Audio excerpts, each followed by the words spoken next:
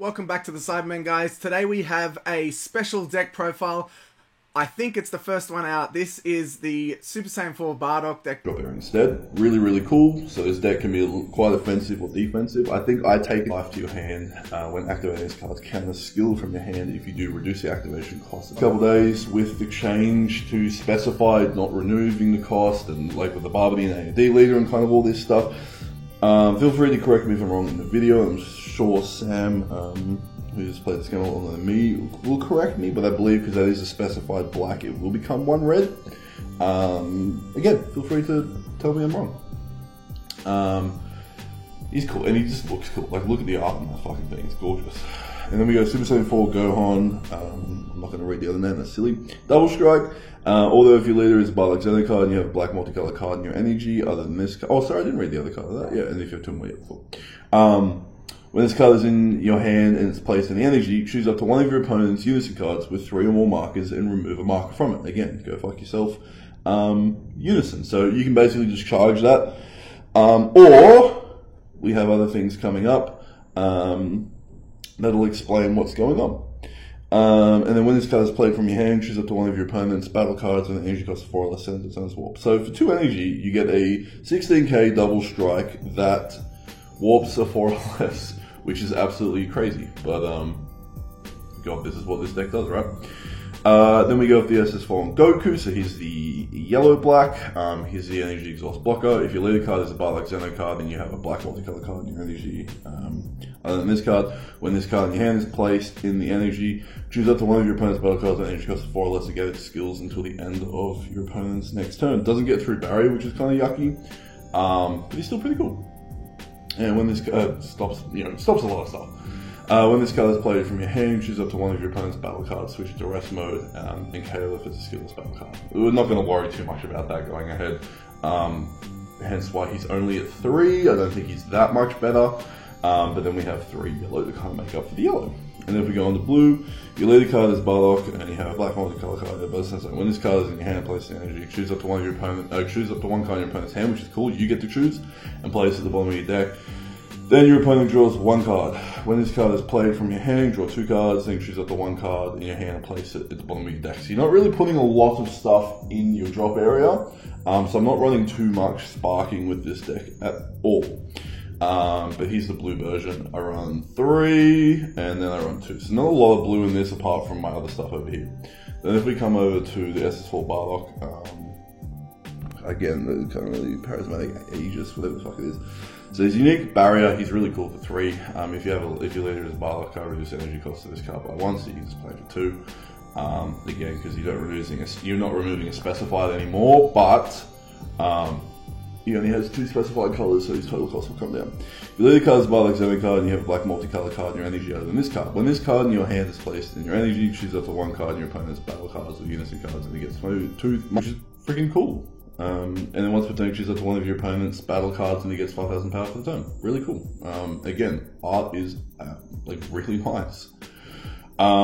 This is kind of the what they call dormant potential for this deck. So negate the attack and play this card. When this card is played, using card X more times for the turn, where X is equal to the number of colors in their energy. Now, considering a lot of decks at the moment are mono, that's 1 more turn. That's 1 more attack. It's not like Dormant where the attack still goes through and they get another one. This hard negates it, and then, ideally, if they haven't got a whole bunch of different color energy, they only get 1 more swing. So, really fun. And if you activate the counter skill on this card in your hand, and there are 3 or more black multicolor cards in your battle area and or energy area, reduce the activation cost of this card by 1 specified black. So again, you can just use a green for him. Again, correct me if I'm wrong, but I believe that is the ruling. Please write in the comments if I'm a fucking dickhead. Let's go, well, for any reason, I don't care. And then the red-black version, 3-drop, yellow-black 3-drop version. 1 black, if your leader card is black Saiyan card and there is a total of 3 or more energy between you and your opponent. At the end of a battle in which this card was used, your opponent's unison cards and negate its skills for the turn. That is so cool, because you can just combo it off for 5k for free, off a leader swing or whatever they're doing with, and then just hit their fucking stupid unison. If it's got double strike, if it's got any plus or minus abilities. Like my mate Wade plays fucking Gotenks like a boss, green Gotenks like a boss, and that fucking SS3 Vegito, that -7, that I fucking hate beyond belief. I know now if he swings with leader, I'll hit this thing and make sure that he can't do it for the turn, and he'll be very unhappy, and I'll be happy for once because he kicks my ass at that deck too many times. But then also activate main when it's on board, one black. Send this card to its owner's warp. Choose up to one black multicolor battle card with an energy cost of 2 in your hand and play it. At the start of your next turn, add this card from your... where are we going? Add this card to your hand from your warp. That is mental good, because you basically get to pay one of your 2 drops, or even 3 drops, I believe. Yeah. For 1 black energy, which you're going to have, but then you're getting back at the end of turn. Like, it's ridiculous. Swing with him, let him stay tapped, remove him, warp him, play something else. Like, it's fucking stupid good. And his ability is so good to hit Unisons. Unisons are getting stronger and stronger as we get along. So anything that lets us kind of hit those skills is awesome. Basically the same thing. So at the end of the combo, blah blah blah blah. In the drop area, rest mode, then choose up to one of your opponent's battle cards that energy costs 3 or less and return to its owner's hand. I don't like returning stuff to the opponent's hand, really at all. You can get rid of blockers or something that's annoying, or a free play or something, but like, I don't know, it's just, I don't like giving him another combo, I don't like giving him another card to play, like, it's just not a huge thing. So I'm going to be interested to see how bad my 5 multicolored black goes versus like everything else. It's like probably 6 or more, but it's still a really good card. Now let's get into like the most broken fucking card I've ever read in my life. This thing is better than most SCRs. So it's a quadruple strike, 35,010 cost. So it comes on board, Charismatic can't hit it, Trunks can hit it, but fuck, Trunks hits most things these days. When this card is played, resolve the following effects based on the card's colors in your energy area. So if you have red, you'll deal damage to your opponent. Then if you have blue, you'll draw 3 cards. Then if you have green, your opponent chooses 2 cards in the hand and discards them. Then if you have yellow, choose up to one of your opponent's cards and switch to rest mode. Then if you have black, choose up to 2 of your opponent's battle cards and send them to their owner's warps. If you get all 5 of those off, like, it's GG. Like, why the fuck are you even playing this game anymore? I run 3 because I might even take it down to 2. This deck cycles like it's nobody's business, so you're gonna see it. And you have to get to turn 5, and you have to have specific conditions. So it has to be activate main 5. Choose 1 Son Goku Zeno and 1 Vegeta Zeno in the battle area from your hand and place them in the drop area. Play this card from your hand. You have them. Like, we've got 1, 2, 3, 4, 5, 6, 7... 8, 9, 10, 11, 12. So we got 5 to 7 kind of split. You're gonna see them. I hope you see them anyway. A ridiculous card. Art looks amazing. Really cool. I then just run one of the 8 drops, so it's a triple attack. Well, we all know what it does. Activate Mayfall, choose 1 Son Goku Zeno and 1 Son Goku below in your battle area, end or drop area, and send it to the owner's warp, place cards. The reason why I play one of these is because the requirements can be hit from drop area. You don't have to worry about hand, which this guy does. So this guy for hand, this guy for drop. Love it.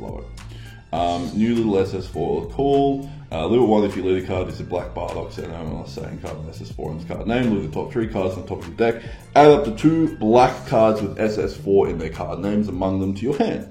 Then place the rest at the bottom of your deck in any order. If you added 2 cards to your hand, choose 1 card in your hand and place it at the bottom of your deck. I don't love this, reading it as much as I thought. You don't have to pay energy for it, which is awesome.